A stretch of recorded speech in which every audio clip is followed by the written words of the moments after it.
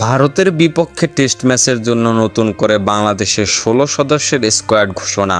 শেষ হয়েছে বাংলাদেশ বনাম ভারতের মধ্যকার ২ ম্যাচের টেস্ট সিরিজের প্রথম ম্যাচ, যেখানে প্রথম টেস্ট ম্যাচে ২৮০ রানের বিশাল ব্যবধানে হেরেছে বাংলাদেশ।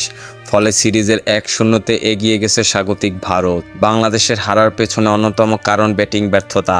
ধারাবাহিকভাবে ব্যাটিং ব্যর্থতা বজায় রেখেছে বাংলাদেশের ব্যাটাররা।